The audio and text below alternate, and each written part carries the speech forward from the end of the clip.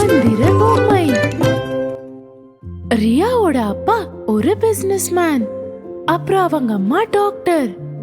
ரெண்டு பேரும் அப்பப்ப வீட்ல இருக்க மாட்டாங்க. ரியா எப்பவும் தனியா இருந்தாங்க. மம்மி, நீங்க வீட்டுக்கு எப்போ வருவீங்க? மகளே, நான் வீட்டுக்கு வர சாயந்தரம் ஆயிடும். நீ சுதா ஆண்டி கூட விளையாடு. சரியான நேரத்துக்கு சாப்பிட்டுடணும், சரியா? Okay mummy. மகளே, உனக்கு ஏதாவது வேணுமா? இல்ல மம்மி, எனக்கு ஏதாவது தேவைப்பட்டா சுதா ஆண்டி தான் இருக்காங்களே, நான் அவங்க கிட்ட சொல்றேன். Very good Riya, that's my girl. Sudha aunty தான் ரியாவை பார்த்துட்டு இருந்தாங்க. அவங்க ரொம்பவே வயசானவங்க. அவங்க நாள் முழுக்க ரியா கூடவே தான் இருந்துட்டு இருந்தாங்க. அவங்களுக்கு சாப்பாடும் ஊட்டிட்டு இருந்தாங்க. ரியா செல்லம், சாப்பாடு சாப்பிடு. எனக்கு பசியே இல்ல. உனக்கு ஒண்ணு தெரியுமா? உன் வயித்துல இருக்குல்ல அந்த எலி, அதுக்கு ரொம்ப பசிக்குது. ஒருவேளை நீ அதுக்கு சாப்பாடு கொடுக்கலன்னா அப்போ அது எல்லாத்துக்கும் கோவம் வரும். அப்புறம் அதெல்லாம் உன் வயிற்றுக்குள்ள ரொம்ப அதிகமா பதறிட்டு இருக்கும். நிஜமாவா? அட ஆமா, நான் சாப்பாடு சாப்பிடுறேன். இந்தா. சுதா ஆண்டி ரியாவுக்கு சாப்பாடு ஊட்டி விட்டு அப்புறம் அவங்க கூட விளையாடிட்டு இருந்தாங்க. ABCDEFG.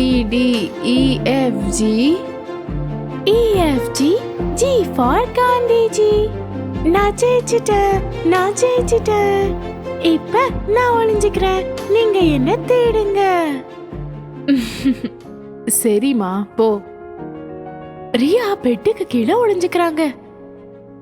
1 2 3 4 5 6 7 8 9 10. நான் வர போறேன். சுதா ஆண்டி ரியாவை வீடு முழுக்க தேடிட்டு இருந்தாங்க. என்னோட செல்ல குட்டி, எங்க போனீங்க? இங்க இருக்கீங்களா? இல்லையே. அப்போ எங்க போயிருப்பீங்க? நான் கண்டுபிடிச்சிட்டேன்.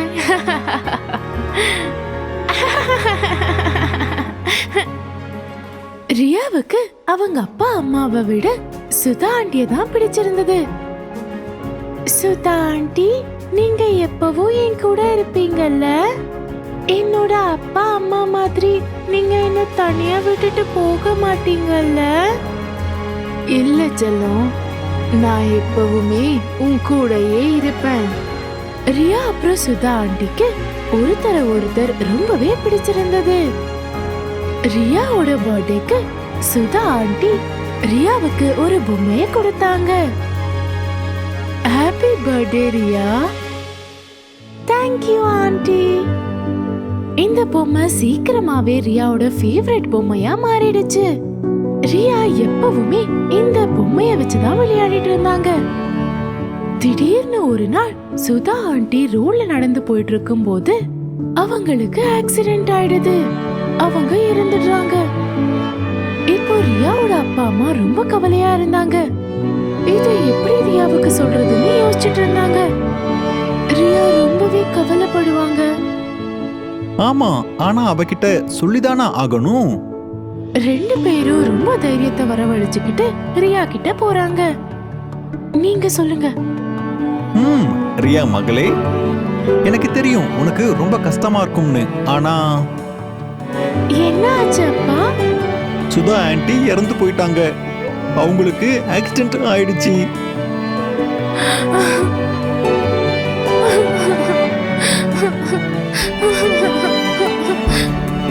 ரியாவோட அப்பா அம்மா அவங்கள ரொம்ப சமாதானப்படுத்தினாங்க.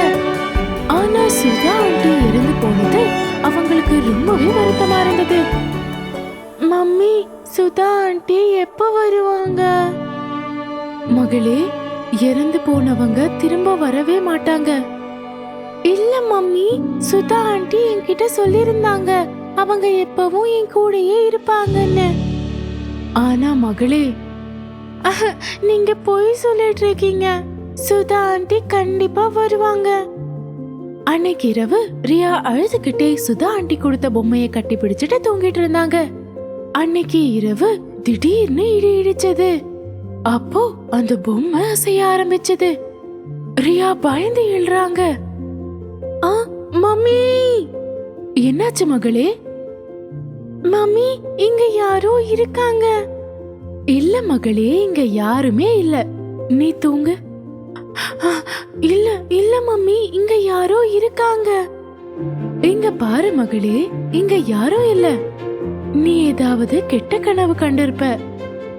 ரியாவோட அம்மா அவங்கள சமாதானப்படுத்தினதுக்கு அப்புறம் அவங்க நிம்மதியா படுத்து தூங்குனாங்க. அடுத்த நாள் மறுபடியும் ரியாவோட பொம்மை அசைஞ்சிட்டு இருந்தது. ரியா ரொம்ப பயந்து போயிருந்தாங்க. ஆனாலும் அவங்க அந்த பொம்மை கிட்ட போறாங்க. ரியா அந்த பொம்மை கிட்ட போகும்போது அப்போ சுதா ஆண்டி அங்க உட்கார்ந்துட்டு இருக்கிற மாதிரி அவங்களுக்கு தோணிட்டு இருந்தது. சுதா ஆண்டி, நீங்களா? ABCDEFG